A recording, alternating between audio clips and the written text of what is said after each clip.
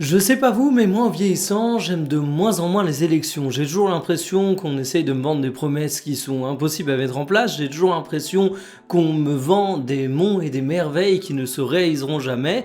Je pense qu'avec le temps, je deviens un vieil idiot, un petit peu cynique, un petit peu blasé.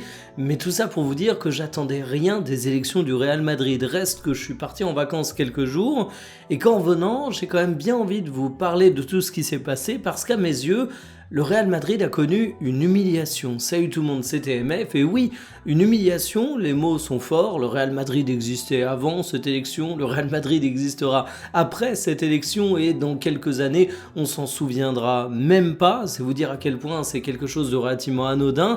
Mais dans un contexte de crise, l'élection déclenchée par Florentino Pérez était relativement attendue et on pouvait même s'attendre à une stratégie de contre-feu qui devait redorer le blason du Real Madrid. Mais en termes de niveau, cette élection, elle était quand même relativement basse et entre la stratégie de Florentino Pérez et les dingueries sorties par Riquelme, son adversaire qui n'a pas été victorieux bien évidemment, il y a quand même beaucoup de choses à dire. Dans cette vidéo, on va revenir sur les faits, ce qui s'est passé, on va revenir sur les humiliations et pourquoi c'est problématique, même si ça a été évoqué en grande partie pour ce qui pose problème par un candidat qui n'a pas été élu, et on parlera de la vision qu'il y a actuellement pour le Real Madrid et de ce que cette élection peut nous révéler. C'est le grand retour des vidéos, installez-vous confortablement et bienvenue pour cette nouvelle vidéo Talk My Football.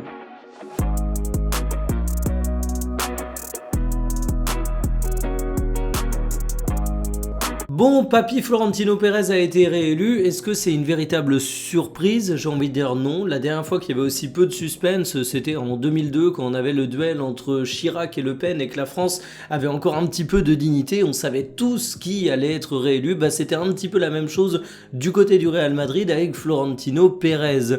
Pourquoi? Eh bien tout simplement parce que son candidat n'a vraiment pas été au niveau dans ses promesses et parce que de toute façon cette élection déclenchée par Florentino Pérez, on sait quel but elle avait et c'était pas vraiment réellement remettre en cause sa légitimité, essayer de faire rentrer des nouveaux challengers, parce que quand tu sais comment ça se passe pour devenir candidat à la présidence du Real Madrid, tu te rends compte qu'en fait, oui, les socios votent, oui, il y a un système démocratique au Real Madrid, mais en réalité, il y a autant de démocratie que dans des clubs 100% privés qui appartiennent à des hommes d'affaires ou qui appartiennent à un État et où finalement le pouvoir décisionnaire, il est difficile à enlever des mains de celui qui détient le pouvoir. En tout cas, le Real Madrid a connu cette période d'élection. Florentino Pérez a été réélu avec des estimations qui tournent autour de 60-70%, on dit désormais 65% des voix.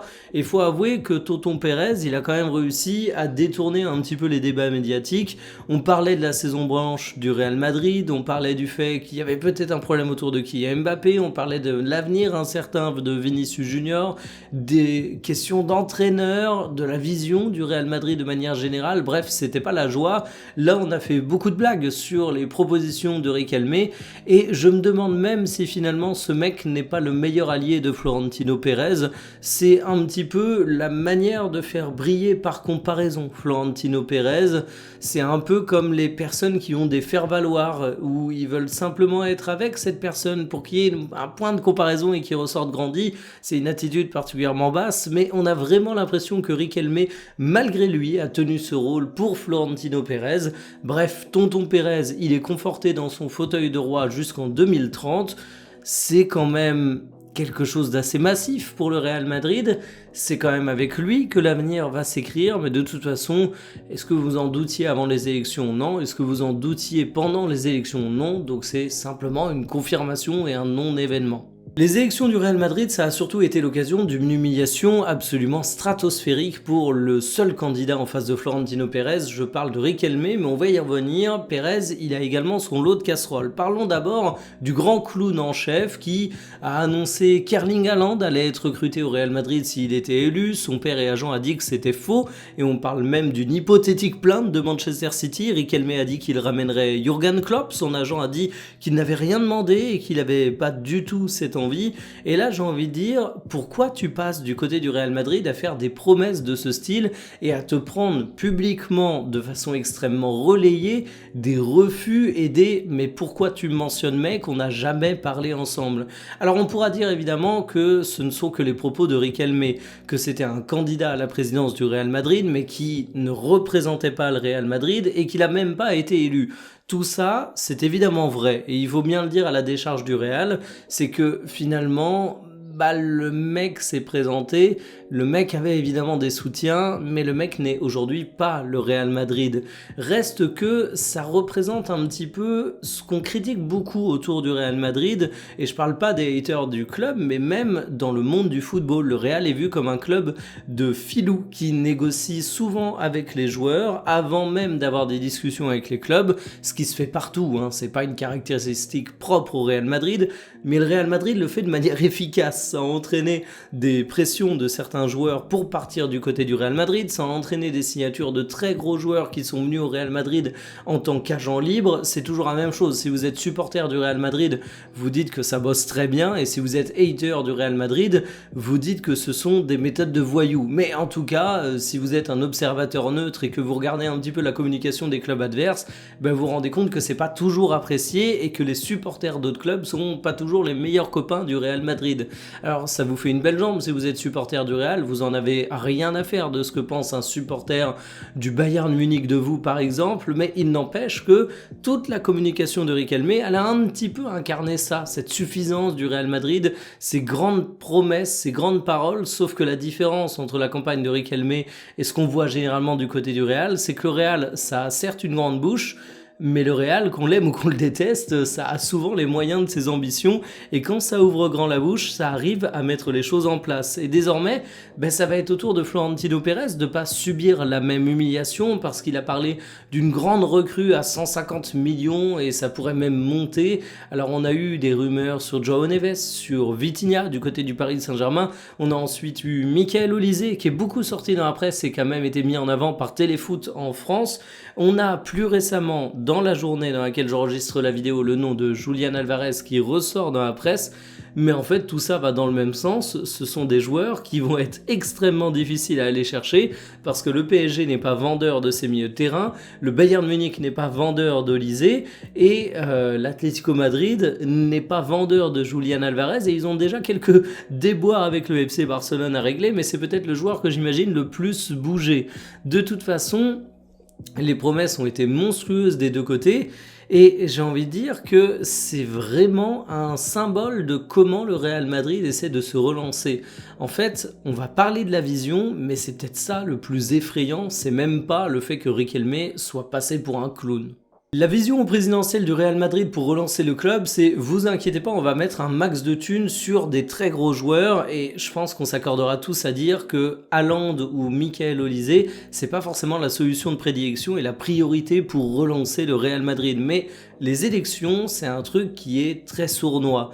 Pour les gagner, il faut réussir à matraquer les esprits, et pour ça, il va y avoir en politique, mais aussi dans le sport, et après tout, même si c'est dans le sport, ça reste de la politique, des éléments de langage qu'on va répéter en boucle, des messages simples qu'on va essayer de faire passer, parce que finalement, les idées complexes sont moins bien assimilées qu'une mesure phare qui est annoncée comme étant la solution parfaite. Alors pour ça, dans le sport, il faut avouer qu'annoncer un nom ou deux noms clinquants de stars qui pourraient arriver au sein de ton club, ce sont des choses facilement compréhensibles, ce sont des choses qui peuvent facilement attirer la hype, mais finalement, c'est pas vraiment la chose la plus efficace en termes de politique sportive. Mais qui va gagner une élection en disant qu'il faut peut-être essayer de mettre en place une certaine cohérence sportive et économique au sein du club, qu'il faut peut-être aller recruter des noms moins clinquants, mais 2-3 profils qui vont venir équilibrer l'effectif, qu'il faudrait peut-être également se poser la question des départs et pas que des arrivées, parce que sinon le vestiaire va continuer à être extrêmement complexe. Bref, ce discours il est complètement inaudible.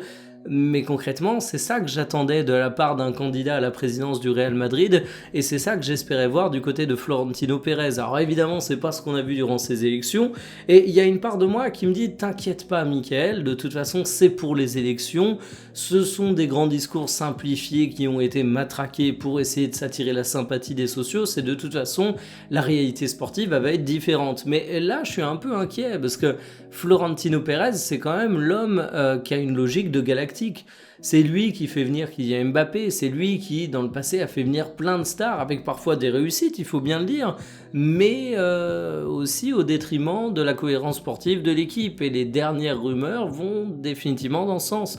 Le Real Madrid, c'est également le club qui est habitué durant les périodes de Coupe du Monde à recruter le meilleur joueur de cette Coupe du Monde. Alors sur le papier, c'est vrai que ça impressionne, c'est vrai que c'est sexy, c'est vrai que tu tapes un gros coup sur la table, mais dans les faits, s'il s'agit d'un offensif, je pense pas que c'est ça qui aidera le Real Madrid. Et s'il s'agit d'un milieu de terrain ou d'un défenseur, il faudra voir si ça fait sens par rapport à la construction de ton équipe. Mais alors qu'on annonce que José Mourinho va débarquer, je me dis que le Special One, il va avoir du taf, parce que les promesses de campagne, elles ont été annoncées, parce que finalement, aujourd'hui, tu sors d'une saison blanche, mais t'as l'impression qu'on t'annonce encore plus d'ambition, mais pas des ambitions au bon endroit. Et aujourd'hui, quand tu regardes les clubs qui ont réussi à se redresser alors qu'ils étaient dans une situation de galère, c'est pas forcément par une profusion de thunes. Si on prend par exemple le Paris Saint-Germain, qu'on connaît extrêmement bien en France, depuis qu'il y a Luis Enrique, évidemment le Paris Saint-Germain continue à dépenser de l'argent sur le marché des transferts.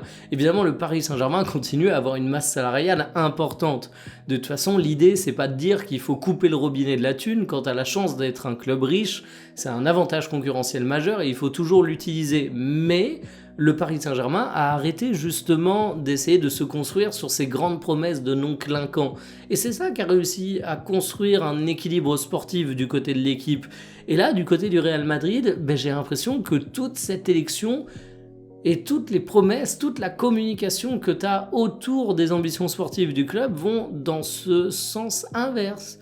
Dans le sens d'une politique de star qui continue à être présente, alors que très clairement aujourd'hui, c'est ça qu'a fait la saison blanche du Real Madrid. Et le pire, c'est que c'est ça également qui a amené des commentaires dramatiques sur la saison du Real. Parce que finalement, oui, le Real fait une saison blanche, mais est-ce qu'ils sont honteux en Ligue des Champions ? Non, et des clubs qui gagnent la Ligue des Champions, il y en a un par an, il y en a qu'un seul. Des clubs qui vont en demi-finale de Ligue des Champions, il y en a pas beaucoup. Des clubs qui vont en quart, il y en a pas beaucoup non plus. Donc en fait, tu peux pas réussir à cocher toutes les cases tous les ans. En Liga, oui, t'es derrière le FC Barcelone, mais est-ce que le Barça est une équipe honteuse ? Bien sûr que non, le Barça est une équipe extrêmement forte.